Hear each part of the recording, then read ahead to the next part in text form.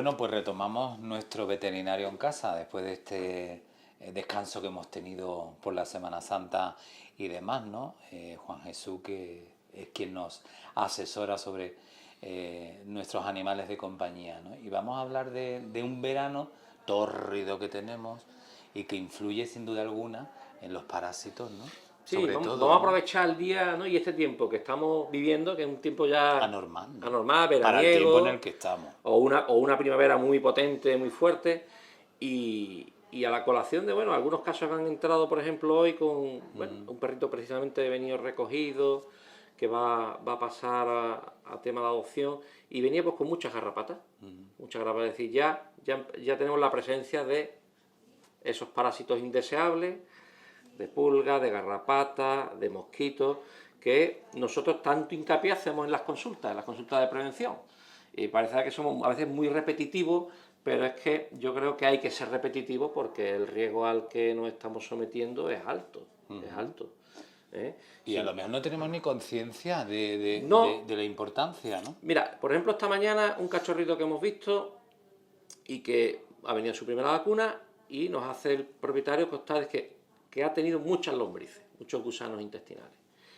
Y claro, yo al ver lo que esa imagen tan idílica de que vienen con dos críos y demás, pues lo que te hace es despertar, oye, Transmisión. extrema, y son los casos de riesgo en donde las recomendaciones son de que hay que desparasitar con pautas más frecuentes porque estamos con una población de riesgo. Niños pequeños Ancianos. que efectivamente que son más vulnerables y que lógicamente por el comportamiento, los hábitos pueden ser muy fácil la transmisión de esos parásitos. Y de hecho un animal que ya tenemos que ha expulsado grandes lombrices, pues Más todavía. ahí hay que desparasitar. Jesús, porque era, a ver, una curiosidad y dudas que puedan tener nuestros televidentes, ¿no? Nosotros tenemos la previa vacunación del cachorro, Efectivamente. pero estamos hablando de estar inmunizados ¿hasta qué tiempo? Pues vamos a ver. En principio, la inmunización debemos iniciarla a una edad lo suficientemente temprano como para que ese cachorro empiece a su sistema inmunológico a fabricar esos anticuerpos vacunales que le va a dar la protección durante esos primeros meses de vida y que después deberemos de ir reforzando a base de recordatorios vacunales. Es cierto que hoy día hay vacunas que se necesitan una pauta de revacunación determinada y con otras vacunas otra pauta de revacunación. Pero es crucial el primer año. El primer año el cachorro debe de recibir esas vacunas y debe de estar protegido frente a esas enfermedades, puesto que un sistema inmunológico no es lo suficientemente inmunocompetente, entonces hay que estimularlo a base de vacunaciones para que haya esa respuesta de fabricación de anticuerpos protectores vacunales. Si bien es verdad que la madre le transmite, si una madre está correctamente vacunada, le va a transmitir unos anticuerpos maternales. Esos anticuerpos maternales, afortunadamente, le va a proteger al animal en esas primeras semanas de vida, pero esos niveles de anticuerpos maternales van a ir decreciendo, desapareciendo. Entonces ahí es donde está ese periodo, esa encrucijada en donde la bajada de anticuerpos maternales y la aparición de los vacunales pues deben de tomar el relevo y darle la protección al cachorro, ¿de acuerdo? Entonces hacemos varias vacunaciones seriadas, cada 2, cada 3 semanas. Yo, por ejemplo, mi pauta, a lo mejor entre la primera y la segunda suelo a veces dejar 2 semanas, ya después ahí separo 3 semanas, y hacemos unas 3 dosis vacunales por enfermedad, o 2 por enfermedad, en el caso de la vacuna de rabia, en el caso a lo mejor de la leptospirosis, pero eso es lo que solemos hacer en el primer mes. Y, por supuesto, acompañado de una buena desparasitación, que es lo que hemos, Eso es fundamental. hablado Eso es en la fundamental. entradilla, ¿no? Y efectivamente, tenemos que distinguir esos parásitos externos, esos parásitos internos, ya sean lombrices, gusanos del corazón, lombrices pulmonares, y para eso existe un abanico muy amplio de productos que podemos utilizar, ¿vale?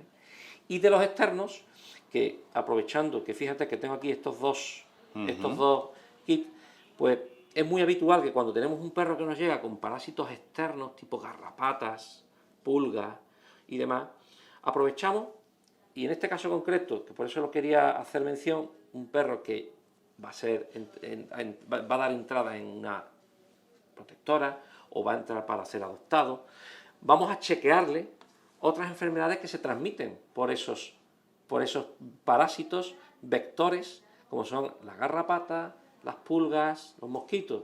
Y aquí, con un test rápido de sangre, con unas gotitas de sangre, podemos hacer con este dispositivo, mezclarlo con el reactivo y tenemos una información, una lectura rápida del diagnóstico o de la presencia o no presencia de estas enfermedades.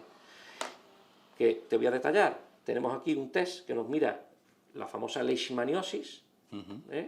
Este podemos decir que es negativo, no se ha coloreado, no tenemos nada más que una coloración de la prueba testigo. Y este, pues igual, afortunadamente es un perrito que a pesar de que traiga muchas garrapatas, también lo tenemos negativo. Y nos mira 4 enfermedades transmitidas por esos vectores. ¿Los parásitos pueden ser un indicador de una enfermedad? Efectivamente, más que indicador, nos puede hacer alertar sobre la posibilidad de que haya ocurrido la transmisión de estas enfermedades. Entonces, efectivamente, eso lo tenemos que tener presente. Porque a veces no hace falta que un animal esté gravemente enfermo o que presente lesiones muy evidentes como para que puedan ser portadores de estas infecciones. Y por lo tanto es importante hacer estos screening, estos chequeos, a veces hasta de rutina. Y se hacen campañas, por ejemplo, frente a la leishmaniosis, que es una enfermedad a tener en cuenta porque es una zoonosis transmisible al ser humano y por lo tanto debemos de extremar y debemos de hacer controles rutinarios. Y de hecho, entre las medidas que hay de lucha de esta enfermedad, de la leishmania, ya que la estamos nombrando, pues bueno, como bien explicamos todos los días, el uso de los repelentes del mosquito, el poder utilizar una vacuna que hay actualmente comercializada en España y que se aplica anualmente, y también, por supuesto, el conocer la biología del vector de transmisión, es decir, el mosquito que lo transmite. Y si conocemos la biología de ese mosquito, pues vamos a saber que las zonas periurbanas, donde hay mucha vegetación, materia orgánica, en momentos del día del amanecer, del atardecer, ahí es donde tenemos el mayor riesgo de que ese mosquito que hace vuelos cortos, porque además normalmente el mosquito vive en un hábitat donde, zona húmeda, ¿no? Quizás también. Donde la capacidad de vuelo, de ese mosquito no es muy extenso. Y un ejemplo muy claro, por ejemplo, yo siempre lo hago es aquí en San Roque, en la zona del Albarracín, hay zonas donde hay gran incidencia de la enfermedad y sin embargo te vas a 3, 4, 5, 6 kilómetros o por diferencias orográficas no ves casos no los ves. Afortunadamente. O ves una incidencia muy baja, porque depende también del movimiento de los animales que vayan de una zona u otra y demás. Entonces son datos que es importante tener en cuenta a la hora de tener en cuenta la prevención que podemos hacer frente a esta enfermedad, concretamente de leishmania. Al igual que otras enfermedades, por ejemplo, que también chequeamos, la filariosis canina, el gusano del corazón, que aquí he puesto este poste que nos ilustre un poquito, que nos adorne la imagen, que aquí podemos ver, pues bueno, cómo es, lo que es la filaria, lo que es el ciclo de vida de la filaria. Fíjate, este es el mosquito, el Aedes, el que lo contagia, diferente al mosquito de la leishmania, que es el que nos va a transmitir la enfermedad. ¿De acuerdo? Y aquí está el ciclo de vida, ¿vale? Y sabiendo y conociendo este ciclo de vida es donde podemos actuar de diferentes maneras para prevenirlo, o usando repelentes, o usando tratamientos que impidan el desarrollo de la microfilaria, de lo que inocula el mosquito, que llegue a su destino final, que es el corazón del perro. ¿Vale? Entonces podemos actuar utilizando diferentes tratamientos que están a disposición. Estamos hablando de una enfermedad letal. Sí, es una enfermedad que requiere un tratamiento largo, con cierto coste, la verdad que es costoso, y que va a depender mucho de la carga parasitaria que tenga al paciente para que el pronóstico sea mejor o peor.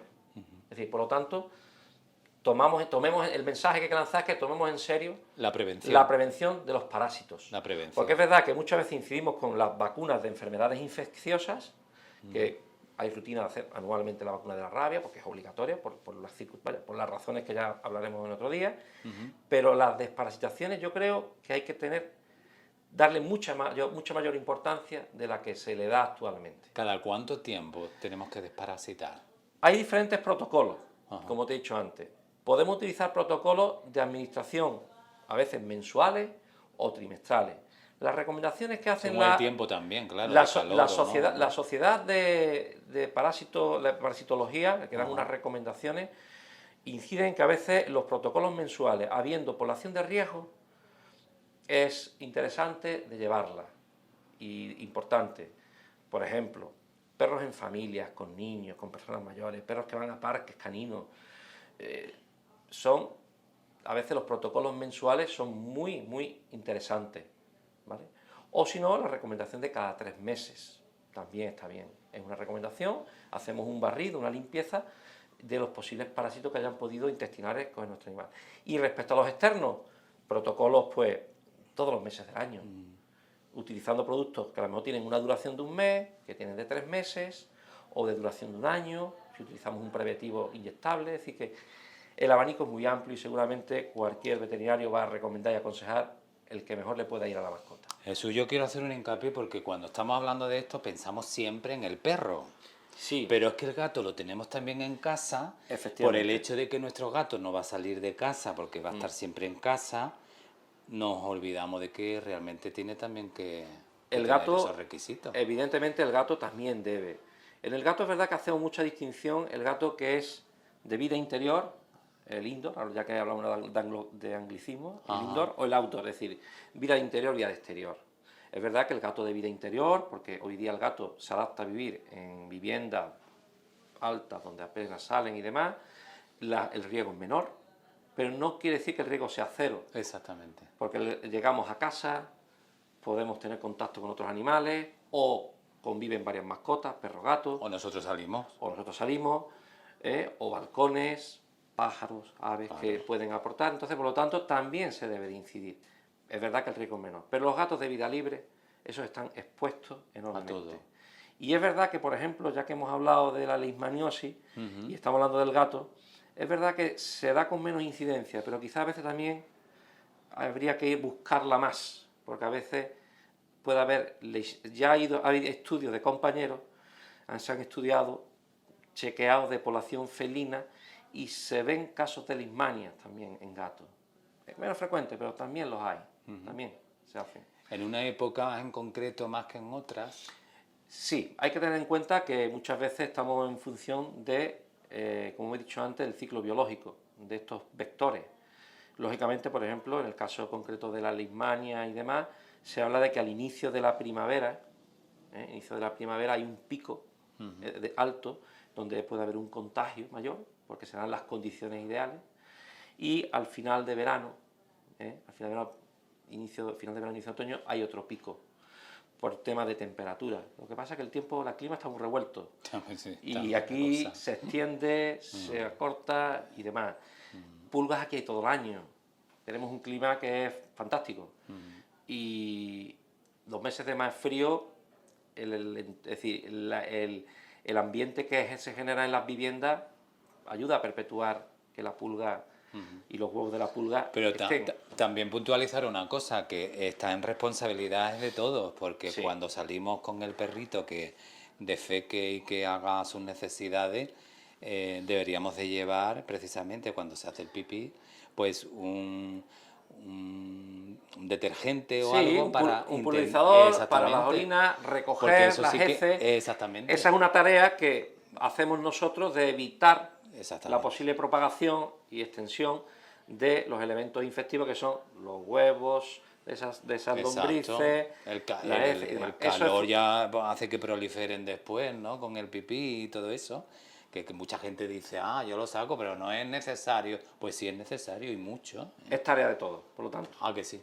Así que vamos a quedarnos con ese mensaje de que iniciemos la vida de una mascota que va a llegar a nuestra casa con todos los beneficios que nos aporta, pero también con todas las responsabilidades de evitar esas enfermedades que nos pueden ser tanto dañinas para nuestra mascota como para nosotros. Entonces, tener en mente que es un miembro más de la familia, pero también con sus enfermedades. Efectivamente, efectivamente. Volvemos la semana que viene.